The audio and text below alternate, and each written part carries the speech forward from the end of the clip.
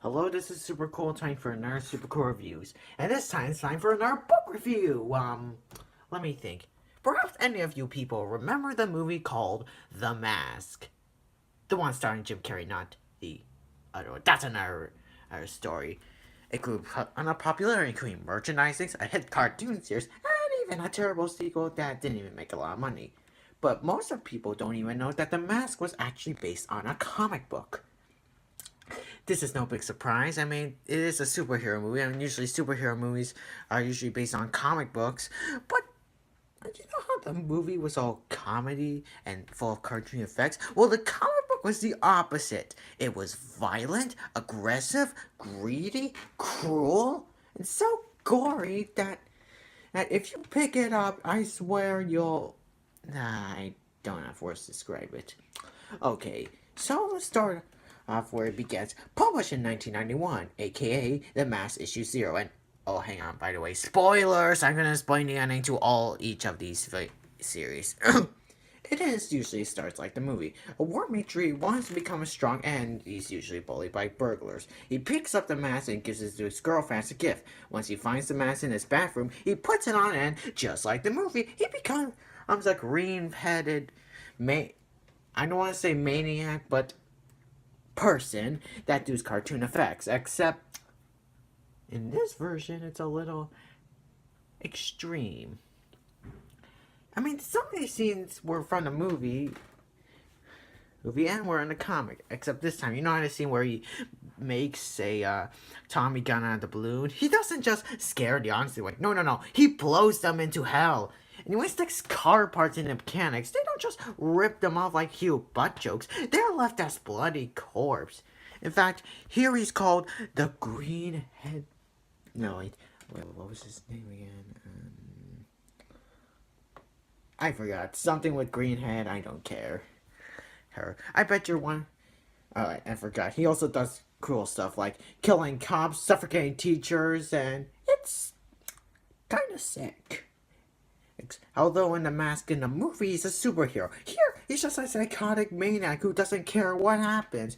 But I bet you're thinking to yourself, oh, I don't want to read this yet with this asshole. Don't worry, he dies very early on. His girlfriend gets fed out of his bullshit and puts all his brains out where in the mask, and he drops the mask off to the cop, which is his name is Calloway, and he's yep, the cop that was in the movie and the cartoon is in this comic. So, and he actually becomes the lead. I don't want to. Not the lead villain, but more like the lead hero. He puts a mask on and everything starts all over again. Only this time he uses the mask for good. But he just realized that he's just an uncontrollable psychomania to the point where he almost kills his best friend. And he buries the mask so he would never wear it again. Oh, until there was the sequel, The Mask Returns. A group of burglars sneak into the cop's house and kill him and find the mask. He put the mask is worn on the burglar's head and everything starts all over again, and yeah, it's just like the first series. It's big explosions, innocent and killing, yada yada yada yada. Hell, even a wedding blows up because of a mob boss. Okay, so anyway, there's this weird muscle guy, Walter, that was his, yeah. I mean, he's like the Hulk, only except instead of the Hulk being kind of vulnerable, he's not vulnerable. Hell, he can even stick nails in his hand, forming a happy face, or just cut himself for less. As apparently the girlfriend from the original series puts the mask on and fights Walter, and finally she regains consciousness and she gives the mask to Walter. But he's all like, no, no, no, I don't want this mask. This is just so stupid. Apparently the cop comes back to life, destroying them both. Well, except for the girlfriend. Which leads us to the third series and my personal favorite, The Mask Strikes Back, which actually has a more slightly tone to the movie. It's not like blood, no, it's more like comedy. Apparently a group of teens were obsessed with the mask, like they have posters and stuff, find the actual mask themselves and not doing for evil, but usually doing it for like, well, teen stuff. Become a rock star, do other teen stuff, hell, even become a superhero. Walter returns again and apparently wants the mask back by beating up one of the teens, and when he puts on, nothing happens. I don't think this theory has been discovered yet, but someone in the comments below, please tell me if this theory is discovered. Apparently, he just throws the mask away and everything's normal. Which leads us to the next one, the Big Green Halloween. Yeah, kind of a on tale. A group of assassins are looking for the mask, but apparently it's not there. A little... Hey, a grown man wants to take care of his daughter because apparently, well, her mother's passed away. Yeah, spoiler alert. Did I say spoilers? Okay, anyway. He finds the mask and becomes a psychotic killer. When things go even more crazy, when his daughter actually wants to be on the mask for Halloween. But of course, the dad's like, you can't be him. Because she can't be a psychotic killer because her dad is the psychotic killer. So she decides to make her own costume and I won't give spoilers, but apparently she's one of those kids like traumatized. She doesn't smile. I know someone. That's another story for another time.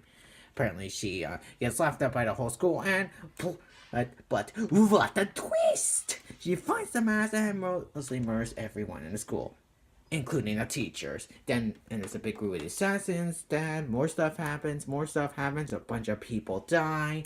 More stuff, then a lot more stuff, and yeah. Okay, then the assassins die, and then the mask is thrown away, and the end.